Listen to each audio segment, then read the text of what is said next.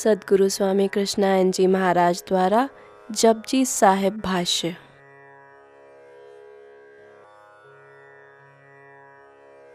श्री गुरु ग्रंथ साहिब में श्री गुरु नानक देव जी की अमृत वाणी जपजी साहिब की 20वीं पौड़ी। परिये हथ पैर तन दे पानी धोते उतर सुखे, मूत पलीती कपड़ होए, दे साबुन लिए ओ तोए। परिये मत पापा के संग, ओ तो पै नावे के रंग। पुन्नी पापी आखन नाय, कर कर करना लिख ले जाओ। आपे बीज आपे ही खाओ, नानक हुक्मी आओ जाओ। कहते हैं कि पुण्य और पाप केवल तथाकथित शब्द नहीं है। आप जो कुछ भी करते हो उसका हिसाब लिखा जाता है। ये दोनों अपने अपने ही कर्मों के फल है। प्रेम ही पुण्य है। आप तो समझ गया, प्रेम ही भक्ति है, भक्ति और कुछ नहीं है। प्रेम से भरा हुआ आदमी ही भक्ति को प्राप्त करता है। सबरी जो है प्रेम से भरी हुई है, इसलिए ऊपर राम के लिए वर्षों वर्ष इंतजार करते रहे। उसको यह नहीं था कि राम को हम सेवा करेंगे तो कुछ मांग लेंगे, तो लोभ हो गया, प्रेम रूपांतरित हो, मस्तिष्क आ गया। प्रेम में केवल देना होता है, एक तरफा। इसीलिए हम तुम लोगों से कहते हैं कि हम तुम एक तरफा प्रेम करते हैं। तो कहता है प्रेम में केवल होता है देना होता है। जहां लेने की भावना आ जाती है कि नहीं हमको ये कुछ करेगा देगा तब हम करेंगे, वहां लोभ आ गया है। जब तुम उसके प्रति समर्पित हो जाएगा, प्रेम से भर जाएगा। भक्ति क्या होता है? भज धातु से बना है। भज का अर्थ होता है सेवा करना, इसीलिए सेवा की महत्ता दी गई है। सेवा सुमिरन। कहते हैं कि जब आप ध्यान की गहराई में जाएंगे तो आपके शरीर के चारों तरफ एक स्वर्णिम आपको आभा आ जाएगा, गोल्डन ओरा आ जाएगा। सेक्रेट साइंस में बताया जाता है ना, जब ध्यान की गहराई में जैसे जैसे उतरेगा तो गोल्डन ओरा तुम्हारी तरफ छाते जाएगा। और जब गोल्डन ओरा तुम छा जाएगा तो अनजाने तुम प्रेम से भरने लगेगा। और वह प्रेम का विस्तार धीरे धीरे इतना होगा कि आपके परिवार, आपके आसपास, उस पड़ोस, वह प्रेम फैल जाएगा। लेकिन ध्यान करना कोई जानता नहीं था। मैं नए नए जब दिल्ली में आया था, नए था, झुपड़ी बनाया था, कुछ आश्रम में 2-4 कोठरी बनाया था। आसपास के लोग उस समय अब नहीं है जो लोग थे, बहुत पीते थे लोग, खाने पीने वाले लोग थे। देखते थे दूर से तो कहते थे कि देखो बाबा आया गया है, इस आश्रम में रोग फैलाएगा, सबको साधु बनाएगा। कोई आता भी नहीं था। 1-8 किलो बतासा रखते थे, खरीद कर दूर बट जाता था, खाक चला जाता था। लकड़ी चुन कर लाते थे कुछ खाना वाना बनाने के लिए।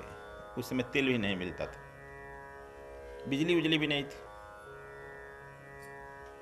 एक लड़का को बदमाश था, उसको हम धीरे धीरे आने लगा, ध्यान कराने लगे। उसकी माँ मेरे यहाँ पहुँच गई कि हमारा लड़का बिगाड़ दिया बाबा। उस लड़के को बड़े मारपीट किया। उतना ही नहीं, अपने मोहल्ले में लोगों से कही। मोहल्ले में मीटिंग हुआ, मीटिंग का प्रधान बन गया एक बहुत बड़ा पियक्कड़ था, जिससे उसकी लाठियां चली थी, केस मुकदमा था। उसी से जाकर कही कि आप ही हमारा दुख सुनेंगे, हमारा लड़का बर्बाद हो गया। जब देखो आंख बंद करके बैठे रहता है, वो बाबा के यहाँ दौड़ता है। वो मीटिंग में प्रवचन किया, हमसे लोग बताए कि मैं पहले ही दिन कहा था कि बाबा आया है, हम लोगों का खानदान बर्बाद कर देगा, इसको भगाओ। अब सब लोग मिलकर चलो उस बाबा को वहाँ से हम लोग भगावें, आश्रम उजाड़ दें, तब नहीं तो हम लोग कल्याण नहीं होगा, सब लड़के साधु हो जाएंगे। ये लड़के क्या उम्र आंख बंद करने का बैठा है? जो पिया नहीं, खाया नहीं, जीवन का रस नहीं लिया, मस्ती नहीं लिया, कोई जीवन है? और ठीक हम यहाँ आए, ठीक सुबह सुबह बैठते हैं 7 बजे, जड़ा का दिन था, धूप ले रहे थे। आया 1 2 3 4 5 10 20 आदमी आ गए। हम कहें कि तो आ गया भाई। फिर अपना हम स्वर देखे, एक कौन चल रहा, उसमें सजग रहते थे, कौन स्वर चलावें, इशारा की इधर बैठो। फिर अपने को हम तुम लोग बता देते हैं, उस ओरा को डेवलप किए, इन लोग घेर ले।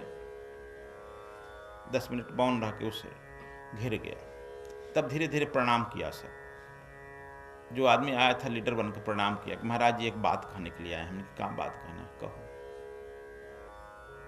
कहा कि इनका लड़का आपके यहाँ आता है, लड़का बर्बाद हो गया। क्या हो गया? कहा कि वो आंख बंद करके बैठता है, उसका उम्र है। अब हम लोग हैं जो मांस मछली बता है, खाता भी नहीं है, दारू शराब पीता भी नहीं है, इसका शादी ब्याह होगा? अभी बचपने में करने लगे तो बुढ़ापा में क्या करेगा? हम कहेंगे प्रधान तुम तो बूढ़े हो गया है, अब तुम रहना मेरे साथ। कहा कि नहीं, ये नहीं होगा, आपसे हम लोग भी रिक्वेस्ट करने आए हैं, हम लोगों पर दया करिए। हमको क्या दया करना है भाई, तुम दरवाजे पर खड़े रहो, जब कोई आता है तो कह दो कि हाँ मत आओ, बर्बाद हो जाएगा। तुम पुण्य के लिए कभी एकता नहीं देखा होगा, पाप के लिए किसी घर लगाना देखो, कितने सैकड़ों आदमी एकता हो जाएगा, समूह हो जाएगा। ध्यान के लिए तो लोग कहते हैं कि 10-100 आदमी, अब एकात्मकता नहीं होगी, पाप के लिए होता है। लेकिन अब गुरु के आश्रम में तो ऐसे तुमको प्रवेश करना चाहिए जैसे किसी भगवान के द्वार में प्रवेश कर रहा है। जब तुम्हें प्रेम होगा, श्रद्धा होगा, तब अपने घर में ऐसे प्रवेश करो जैसे यह मालूम होता है कि यह घर में जो परमात्मा का मंदिर है, वैसे तुम अपने घर में भी प्रवेश करो। भीड़ से ऐसे निकल जाओ जैसे तुम मालूम होता कि अकेले हो। एकाल यह भावना बना लो, फिर देखो तुम्हारा घर भी मंदिर बन जाएगा। गुरु का आश्रम भी वह जो है गुरुद्वार बन जाएगा। यह डिपेंड करता है आप भावना से आता है क्या है। लेकिन तुम भावना बना ले कि अच्छा गुरु जी बड़े लोगों से मिलते हैं, छोटे लोगों से, यह तुम भावना ही बना लिया होगा, तो वही भावना तुम मिलेगी ना। भीड़ से तू ऐसे निकल जाओ जैसे कि एकदम अकेले हो। जब यह भावना करेगा तो तुम भीड़ का जो नेगेटिविटी है तुम पर असर नहीं करेगा। भीड़ में अक्सर नेगेटिविटी होती है, वो असर नहीं करेगा। नहीं तो अक्सर हम उससे आक्रांत हो जाते हैं भीड़ से। ध्यान की प्रक्रिया बचपन से ही सिखानी चाहिए। जैसे जैसे वह लड़का बड़ा होता है वैसे वैसे ध्यान भी बड़ा होगा, और अंत में वृद्धा होते होते ध्यान में वह मस्ती में समाधि में रहने लगेगा, अन्यथा और बेचैन हो जाएगा। कहते हैं कि ध्यान जो है, प्रेम जो है, मधुर स्वादिष्ट फल है, उसको भी लगने का समय चाहिए।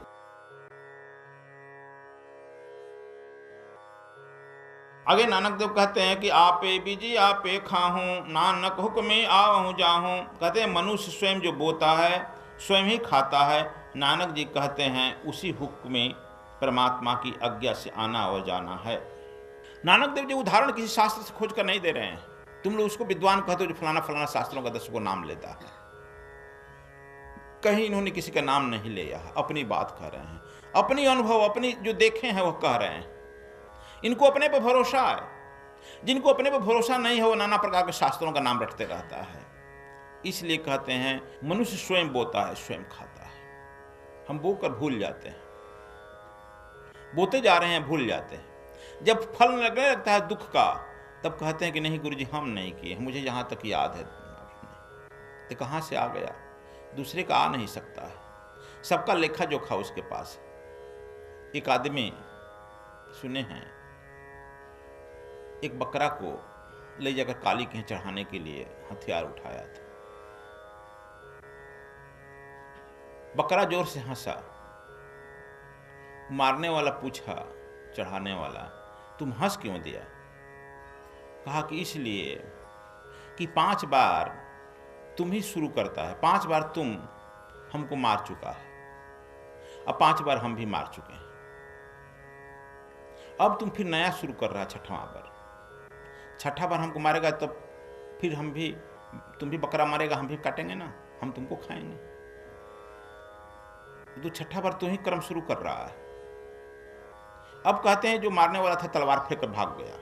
बकरा उसके पीछे पीछे दौड़ रहा है, कहाँ गया? पकड़ पकड़। बकरा उसको दांत से पकड़ रहा है, वो भाग जा रहा है ना, हम नहीं है, अब हम नहीं कर्म चालू करेंगे। इसी बुद्ध ने कहा भूली चुकी, हिसाब किताब पूरा हो गया। जब बुद्ध को कोई गाली देता है तो हंसते हैं लोग, पूछते हैं महाराज आप हंस रहे हैं? कहा कि हिसाब किताब पूरा हो गया। मैं भी राजा था ना कई जन्मों में, इसको गाली दिया होगा ना, और अपना हिसाब पूरा कर लिया। हिसाब पूरा हो गया ना, खता हो तो पूरा हो गया, आनंद पूरा कर लेने दो। मलिंद उसी रास्ते पर चला आया।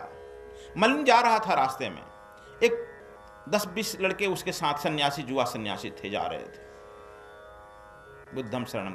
तब तक से मलिंद को एक रोड पर बड़ा पत्थर लगा, उसका अंगूठा टूट गया, खून की धार निकलने लगा। सब घबराए, पकड़ने लगे। मलिंद कुमार जो था वह कूद कूद करके नाचने लगा और बुद्धम शरणम गच्छामि धर्मम शरणम धर्मम करने लगा, भगवान की जय। लोग कहे, अरे तुमको दर्द नहीं हो रहा? कहा कि नहीं। कहा क्यों? इस पत्थर से हमने बहुतों का सिर फोड़ा है, तब से यह पत्थर इंतजार कर रहा है, बदला हम लेंगे, और आज यह बदला ले लिया। और वह पत्थर को साष्टांग प्रणाम किया, मेरा हिसाब किताब पूरा हो गया ना।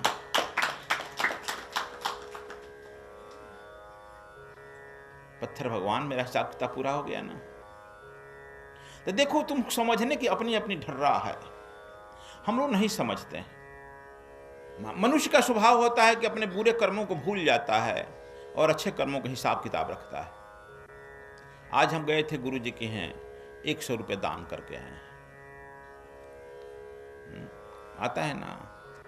लेकिन वहां गए थे तो देखे कि हमारा नाम नहीं लिखा है आश्रम में। यार अच्छा नहीं लगा हमको, अब हम नहीं देने वाले।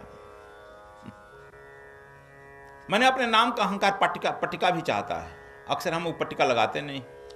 हम सुने हैं 2 भाई थे, सगे 2 भाई थे। एक भाई जो है जाता था तीर्थ यात्रा में, तो वह भंडारा उंडारा करता था, दान उन करता था तीर्थ में, और वह लौटते समय उसकी घड़ी अंगूठी तक बिक जाती थी, गमछी तक दान दे देता था। कभी कभी ऐसा होता था कि सब कपड़ा निकाल कर दे दिया, गमछी नंगटे आता था। उसका भाई जब जाता था, वो भी जब ही लौट आता, दूसरा भाई एक बार नहीं जाएगा, वह जाता था तीर्थ यात्रा में, तीर्थ यात्रा भी करता था और 1000-2000 लेकर के भी आ जाता था। सब गांव वाले कहते थे कि अरे यार तुम कैसे नंगे हो कि नंगे होकर आ जाता है, यह देखो पूरा कमा कर आ जाता है।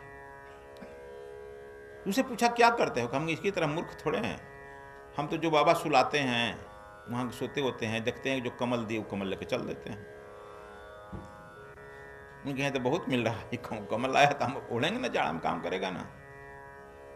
थाली वाली धोने के लिए खाए पिए, थाली धोने को हुआ, थाली लेके चल दिया, रास्ते में बेच दिया, 10-20 रुपया मिल ही गया।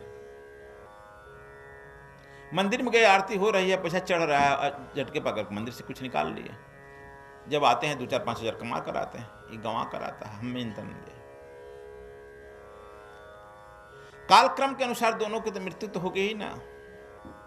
वह लड़का जो है राजा बना, सम्राट घर जन्म लिया, यह भंगी घर जन्म लिया। दोनों भाई थे। वह उसके पैखाना साफ करने जाता, वहां से भी सामान उठा लेता। लेकिन वह राजकुमार जब उसको दंड देता, राजकुमार मना कर देता, छोड़ दो मत करो। लेकिन वह नहीं जानता कि पिछले जन्म में मेरा भाई था। यह जब एनालिसिस हुआ किया गया, तब का लगे अरे यार यह तो पिछले जन्म का देखा गया एनालिसिस, दिया तो दोनों भाई भाई है, इसलिए इसका अफेक्शन है, मना करता है। चोरी करने पर वह कुछ दंड नहीं देता। फल तो दोनों को मिला ना। अब दोनों यह चाहे तो बढ़ते जाएगा, गिरते जाएगा। बुद्ध भी जातक कथा में ही लिखे, अपने पिछले जन्मों का जातक कथा बताएं, मैं क्या किया था। तुम यहां तक पहुंचे हो, किन किन कर्मों से पहुंचे को सोच लो। तो यह कहते हैं कि हम अपने ही कर्मों का फल खाते हैं। दुख को सुख में रूपांतरण करने की एक ही कला है, वह है धर्म। दुख को तुम सुख में रूपांतरण कर सकता है धर्म के द्वारा। और अवसर जब आता है, जब हमारे पास तन भी होता है, तन स्वस्थ होता है, परमात्मा भी धन देता है, और तब मन नहीं होता है उसे दान देने के लिए, मन नहीं तुम्हारा साथ देता है इसको सत्कर्म लगाने पर, मन बाधा बन जाता है। सब कुछ रहते हुए भी तू धर्म नहीं कर पाता है। यह मन यही करता है, अवरोध उत्पन्न कर देता है। तन और मन दोनों साथ बहुत मुश्किल से देता है। इसलिए कहते मन को पहले गुरु नानक पहले कह चुके हैं, मन को गंदा है तो उसे साफ करना होगा। यदि हम संकल्प ले लेते हैं और संकल्प से हम आगे बढ़ने लगते हैं तो हमारा भाग्य बदल जाता है। जैसे को देखो, एक तुमने सुना होगा, एक बोपदेव नामक ब्राह्मण था, बोपदेव। वह पढ़ने में बड़ी कमजोर था। उसे गुरुजी ने एक दिन डांटा, मूर्ख कहीं पढ़ता नहीं है, तुम इतना टास्क दे कुछ पूरा नहीं आता है। बोपदेव रोने लगा कि हमको यादें नहीं होता, हमारी बुद्धि किया है, हम आत्महत्या कर लें, याद ही नहीं होता। रोते हुए आश्रम से भाग गया बाहर। पढ़ने देहात में औरतें जो है घड़ा, देखो घड़ा मिट्टी के उस समय होता था ना, रस्सी से बांध कर जो एथी में से कुएं में से घड़ा खींचती थी, वहां देखा छोटी सी बात कि रस्सी से जो खींचती है, देखिए पत्थर का जो रस्सी एथी होता है वह घिस गया था रस्सी से। जहां घड़ा रखा जाता है वह जगह भी घिस करके कुछ गड्ढा हो गया था। बोपदेव कहा कि माता जी, यह आपके रस्सी से देखिए पत्थर में गड्ढा हो गया था, ये मिट्टी के घड़ा रखने से भी गड्ढा हो गया था। हाँ पंडित, पढ़ता नहीं है, तू इस तरह से बार बार पढ़ेगा, तुम्हारा भी बुद्धि तेज हो जाएगा। एक ग्रामीण औरत बोल दी। बोपदेव लौटा अब आश्रम में दुगने उत्साह से, ताकत से। और वह संस्कृत का इतना बड़ा विद्वान हुआ कि वह जो है व्याकरण, प्रसिद्ध विश्व का व्याकरणाचार्य बना। मुग्ध बोध नाम का व्याकरण का किताब लिख डाला। बदल दिया ना अपने भाग को। इसी तरह से गुरु नानक देव कहते हैं, तुम जो बोएगा वह काटेगा, तू बोना ही अच्छा शुरू कर दो, अच्छा फल लगने लगेगा। इंतजार करो, धैर्य रखो। पेड़ को लगाने में और काटने में समय होता है। हम निरंतर आप लोगों से कहते हैं कि नए पाप मत करो, कहते हैं अक्सर, नए पाप मत करो। पुराने जो पाप दुख के रूप में आता है उसको हंसते हुए भोग लो। पुराना हम ही लगाए होंगे, अब फल रहा है तो खा लो। और सावधान रहो, सतत रहो, नए मत करो, क्षय हो जाएगा एक दिन न एक दिन।